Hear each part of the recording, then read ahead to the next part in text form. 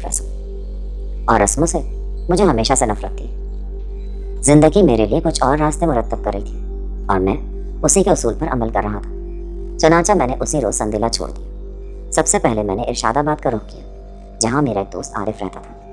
आरिफ तालिब इल्मी के दौर में मेरे साथ था, मुखलिस दोस्त था। तालीम छोड़कर शादी कर ली थी, अब उसके 2 बच्चे थे। इरशादाबाद में अनाज का बहुत बड़ा अड़ती था। मुझे देखकर खुश हो गया। कई बार अपने आने का कह चुका था, लेकिन मुझ जैसे आवारागर्द के लिए वादे निभाना बेहद मुश्किल था। एक रोज़ भी उसके यहाँ नहीं जा सका था। अरे मेरे नसीब खुल गए, मैं कैसे याद आ गया? बस आ गए यार। सामान वगैरह कहाँ है? क्या जल्दी भाग जाने का इरादा है?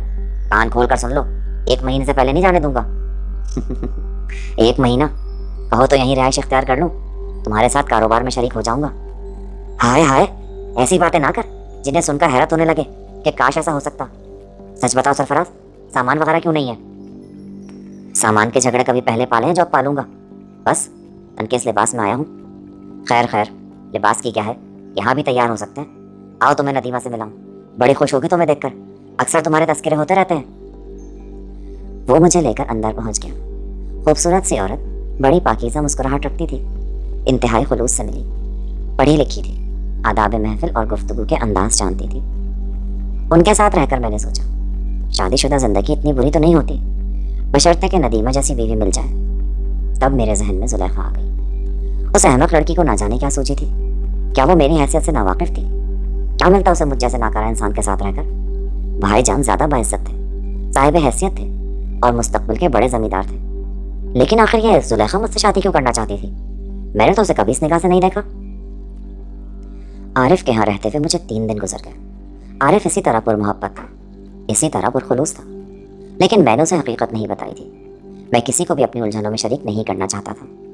मैं अपने हालात से खुद निपटना चाहता था। आरिफ ने मेरे लिए 1 जोड़ा कपड़े भी सिलवाए थे, हालांकि मैंने उसे काफ़ी मना किया था।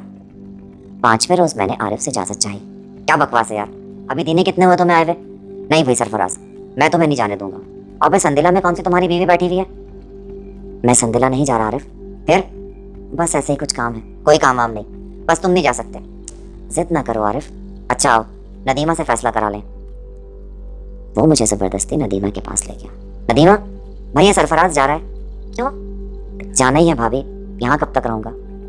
कोई तकलीफ है आपको भैया? नहीं भाभी, नफ्सा नफ्सी के इस दौर में आप लोगों का खुलूस बड़ा अजनबी लगता है। अरे अरे, तेरे लिए खुलूस की क्या कमी है भला? ऐसी बातें मत करो आरिफ। खैर खैर, मगर तुम अभी नहीं जाओगे। जाना ज़रूरी है आरिफ, बराह करम मुझे मत रोको। मगर तुम तो कह रहे थे कि तुम संदिला नहीं जाओगे। हाँ, फिर कहाँ जाओगे? है कुछ ज़रूरी काम, दिल्ली जाऊँगा। ओहो, अगर ऐसी ज़रूरी बात है तो फिर मजबूरी है, लेकिन वापसी पर यहाँ रुकते जाओगे। मैंने उसकी बात का कोई जवाब नहीं दिया। भैया की उदासी तो बता रही है कि कोई याद आ रहा है। हाँ भाभी, बहुत कुछ याद आ रहा है, लेकिन बहरहाल मैंने उन्हें तैयार कर लिया। फिर मैंने आरिफ से अलग ले जाकर कहा, आरिफ मुझे कुछ पैसों की ज़रूरत होगी। हाँ हाँ ले लो, कितने दरकार है? मुमकिन है आरिफ, मैं ये रकम तुम्हें कभी वापस न कर सकूं। अरे लानत है रकम पर। मगर यार बात क्या है, इस बार तो तू खासा बदला है। कोई बात नहीं, हाँ तुम मुझे 1000 रुपये दे दो। अबे तू 10,000 ले ले, मगर मेरी जान बात तो बता दे क्या है। कोई बात नहीं, क्या बताऊं? बहरहाल आरिफ की जिद के बावजूद मैंने उसे कुछ नहीं बताया और फिर आरिफ ने मेरे लिए दिल्ली का टिकट मंगवा दिया। रात को वो मुझे स्टेशन छोड़ने आया था। मैं उस वक्त आरिफ का दिया हुआ लिबास पहने था। घर के कपड़ों की मैंने एक गठरी बना ली थी, जिसे मैंने आरिफ के हवाले उस वक्त किया जब ट्रेन छूटने में सिर्फ चंद मिनट बाकी थे। आरिफ मेरे दोस्त, इंसानों को समझने का मुझे कोई तजुर्बा नहीं, लेकिन तुम मेरे बचपन के साथी हो। क्या तुम्हारी मोहब्बत में ये बात भी शामिल है कि मैं अब एक ज़मींदार का बेटा हूँ? खुदा ने मुझे बहुत कुछ दिया सरफराज, इसलिए मुझे तेरी जिम्मेदारी से कोई वास्ता नहीं। मुझे बस अपना सरफराज अजीज़ है। मैं तुम्हें एक बात बता दूँ आरिफ, लेकिन वादा करो सिर्फ सुनोगे, कोई मदाखलत करने की कोशिश नहीं करोगे? बता दे भाई, मैं वादा करता हूँ। ये गठरी संभालो आरिफ, इसे मेरे घर पहुँचा देना और मेरा पैगाम दे देना कि मैं इस घर से सिर्फ ये लिबास लाया था जो मैं वापस कर रहा हूँ, और मैंने कुछ नहीं लिया। अरे तो तू क्या घर से नाराज़ होकर जा रहा है? निकाल दिया गया हूँ आरिफ, क्योंकि ज़मींदार की बहुत सी औलादें मौजूद हैं। मेरी कमी किसी को महसूस नहीं होगी। वालिद साहब ने मुझे आग कर दिया है। अरे और तुमने मुझे कुछ नहीं बताया। बहुत से ख्वाब दामन गिर थे। बहरहाल जाने दो इस बात को। मगर मगर अब दिल्ली जाकर क्या करोगे? खुद को हंगामों में गुम कर देना चाहता हूँ आरिफ, यही मेरे लिए बेहतर है। बकवास, मैं तुम्हें नहीं जाने दूंगा। अगर तुमने मुझे रोकने की कोशिश की तो मैं खुदकुशी कर लूंगा आरिफ। बराए करम इस मामले में कोई मदाखलत ना करो। मगर मगर दिल्ली में तुम्हारा वाकिफकार है कौन? इसीलिए तो जा रहा हूँ कि कोई वाकिफकार नहीं है। नई दुनिया, नए माहौल में अपने लिए जगह बनाने की कोशिश करूंगा। सरफराज मेरे दोस्त, आरिफ को भी आजमा लो, एक बार आजमा लो मेरे दोस्त। मैं तुम्हारा दोस्त हूँ, भाई हूँ तुम्हारा। मेरी बीवी, मेरे बच्चे तुम्हारी खिदमत करेंगे। आजमा चुका हूँ आरिफ, और यकीन करो तुम्हारी मोहब्बत की रोशनी हमेशा मेरे दिल को मुनव्वर रखेगी। तुम्हारी ज़ात के खुलूस से मैं इस दुनिया से मायूस नहीं हुआ। मेरे बेहतर मुस्तकबिल की दुआ करना आरिफ। ट्रेन ने विसल दी और आरिफ सर पटकता रह गया। उसने मुझे रोकने की हर मुमकिन कोशिश कर डाली थी। ट्रेन रेंगने लगी, मगर आरिफ अब कुछ नहीं कर सकता था। अगर उसे पहले से इल्म हो जाता तो वो यकीनन मेरे साथ दिल्ली आने की कोशिश करता। बहरसूरत मुझे कोई ख़ास उलझन नहीं थी। घर वालों की तरफ से आज बदजन नहीं हुआ था। उन लोगों ने सलूक ऐसा किया था कि अब कोई गुंजाइश नहीं रह गई थी। हाँ, बस कुछ अनोखे वसवसे जहन में, एक अजीब सा दबाव था दिल पर। ना जाने आइंदा ज़िंदगी कैसे गुजरे, ना जाने अजनबी माहौल क्या क्या ज़ाविये पेश करे। लेकिन हिम्मत ज़रूरी थी। हिम्मत से काम लेकर बहुत सी उलझनें दूर हो सकती थी। और मैं खुद ही अपनी हिम्मत बंधा रहा था। जेब में 1000 रुपया मौजूद था। कोई फौरी फिक्र तो थी नहीं। मैं दिल मजबूत करने की कोशिश करता रहा। कंपार्टमेंट में दूसरे मुसाफिर भी थे। नई नई शक्लें, भांत भांत के लोग। मैंने एक एक के चेहरे का जायजा लिया, बेजार बेजार से, फिक्रों में डूबे हुए। हर शख्स के साथ कोई ना कोई उलझन मौजूद है।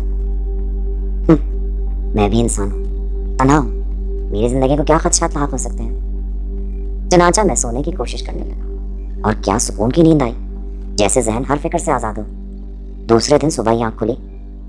वक्त का अंदाज़ा नहीं था, लेकिन बाहर धूप निकल आई थी। मैं उठा और बाथरूम की तरफ बढ़ गया। बाथरूम पर रश था, लेकिन बहरहाल मेरी बारी भी आ ही गई। ज़रूरियात से फारिग होकर बाहर निकला।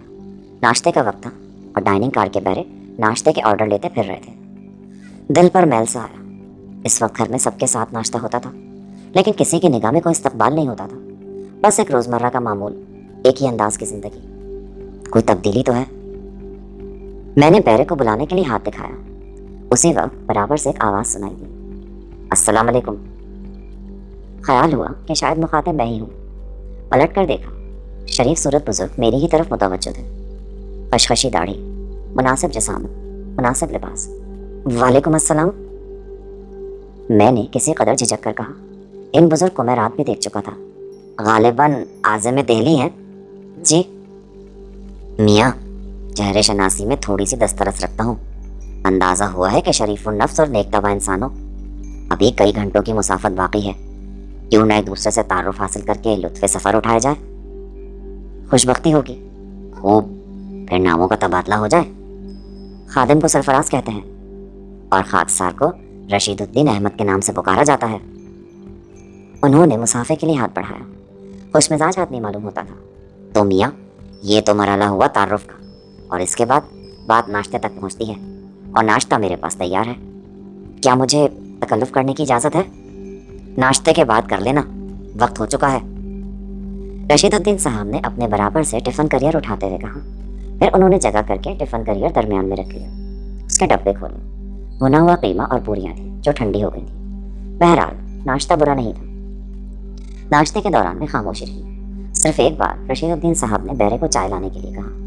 नाश्ते के बाद चाय पी गई, और फिर बड़े मियाँ ने टिफ़िन करियर उठाकर एक तरफ रख दिया। हाँ मियाँ, अब तुमने मेरा नमक खा लिया है। वैसे कीमे में नमक ज़रा तेज़ी था, लेकिन अच्छा हुआ, उसकी मुनासिब मिक़दार तुम्हारे मैदे में पहुंच गई। हाँ, तो मैं कह रहा था कि इस वजह से तुम्हारे ऊपर मेरा कुछ हक भी हो गया। चुनाचा मैं तुम्हारे बारे में मज़ीद मालूमात हासिल करने में हक बजानिब हूँ। यकीनन यकीनन। तो बताओ ना, बताओ ना। क्या बताओ है? ये भी मुझे बताना पड़ेगा।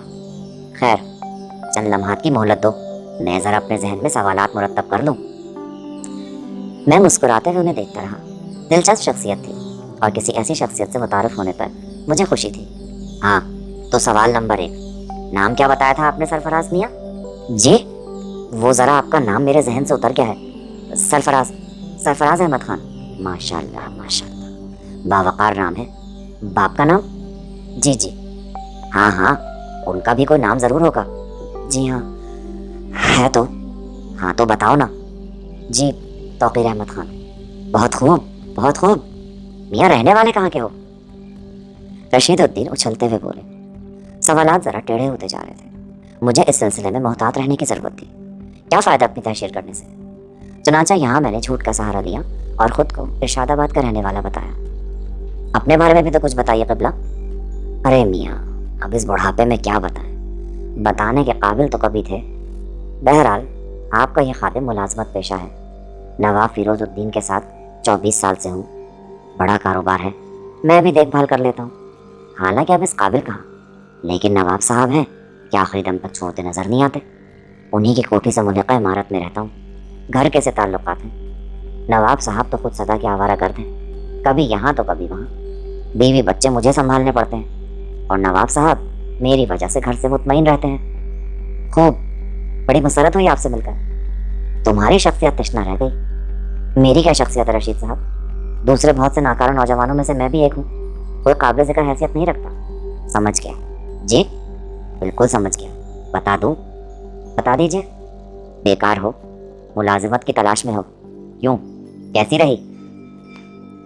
मेरे होंठों पर मुस्कुराहट आ गई। मैंने खामोशी से गर्दन हिलाई। मियाँ, आखिर जहांदीदा हो, धूप में बाल सफ़ेद नहीं किए। उड़ती चिड़िया के पर गिन कर बता दे, ये सब कुछ तो तुम्हारे चेहरे पे लिखा है। मगर बात सुनो मियाँ। जी, दिल्ली में तुम्हारी कोई अजीजदारी है? नहीं तो क्यों? आपको यह ख्याल क्यों कर पैदा हुआ? क़याम कहाँ करोगे? ओ, वहाँ होटल तो होते हैं ना क़िबला। हाँ होते तो हैं, मगर काबिल क़याम नहीं होते। और फिर मुलाजमत तलाश करोगे और होटल में रहोगे, परेशानियाँ बढ़ जाएंगी। अखराजात कहाँ से पूरे करोगे?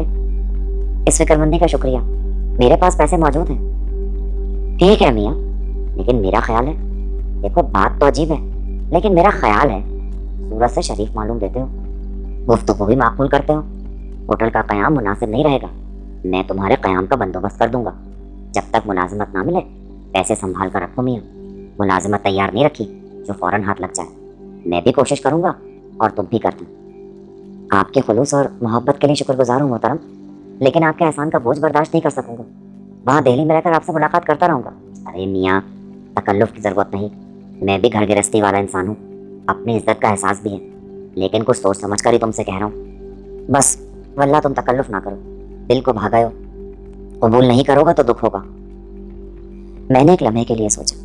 घर बार छोड़ चुका हूँ, दिल्ली अजनबी वक़ा, कोई शनासा हमदर्द मिल जाए तो कम अज़ कम अजनबियत का एहसास ना रहेगा। बड़े मियाँ खुलूस से कह ही रहे हैं, मैं कोई माली एहसान नहीं लूँगा। जो हुक्म मोहतरम, मुझे क्या इनकार हो सकता है? वल्लाह भाई, जी खुश कर दिया तुमने तो। वो खुशी से उछलते हुए बोले। दिल्ली के मकामात शुरू हो गए और फिर थोड़ी देर बाद ट्रेन स्टेशन की हदूद में दाखिल हो गई। ट्रेन रुकने के बाद रशीदुद्दीन साहब नीचे उतरे। उनका सामान भी मुख्तसर था और मैं तो था ही बेसरो सामान। बाहर आकर एक तांगा किया और रशीदुद्दीन साहब ने तांगे वाले से क़याल बाग चलने के लिए कहा। दिल्ली की कुशादा सड़कें मेरे सामने थी। बचपन में मैं एक बार यहाँ आया था, सही शक्ल भी याद नहीं थी। दिलचस्पी से हर चीज़ देखता हुआ चलता रहा, यहाँ तक कि हम क़याल बाग पहुँच गए। नवाब फ़िरोज़ुद्दीन की कोठी बेहद आलीशान थी। सामने का हिस्सा तो बहुत ही खूबसूरत था, लेकिन तांगा सामने नहीं रुका था, बल्कि वो कोठी की अकबे से चल पड़ा था। अकब में भी एक छोटी सी इमारत थी जो शायद कोठी से मिली हुई थी, लेकिन अलग भी थी। तांगा उसी इमारत के सामने रुका था। रशीदुद्दीन साहब ने जल्दी से पैसे निकालकर तांगे वाले को दिए और फिर अपना छोटा सा सूटकेस निकालते हुए बोले, आओ मियाँ आओ, चले आओ भाई। और मैं एक तवील सांस लेकर उनके साथ चलता। हम मकान के ड्योढ़ी में दाखिल हो गए और रशीद साहब ने सूटकेस रखते हुए कहा, मैं भी दरवाज़ा खोलता हूँ, बस 1 मिनट सब्र करो। और वो दौड़ने के अंदाज में अंदर दाखिल हो गए। फिर उन्होंने अंदर से दरवाज़ा खोल दिया और मैं बैरूनी कमरे में दाखिल हो गया। मेहमान खाना ही था। 2 बिस्तर नफासत से बिछे हुए थे, कुर्सियाँ पड़ी हुई थी, दरमियान में फर्शें रखी हुई थी। खासा कुशादा और हवादार कमरा था जिसमें एक दरवाज़ा गुसल खाने की तरफ भी जाता था। बस अब यहाँ आराम करो, मुँह हाथ धो लो, मैं अभी कपड़े बदल कर आता हूँ। जी बेहतर। अपलोड्स के नोटिफिकेशन हासिल करने के लिए हमारे चैनल को सब्सक्राइब करें اور ساتھ میں دیے گئے گھنٹے کے نشان کو دبانا نہ بھولیں۔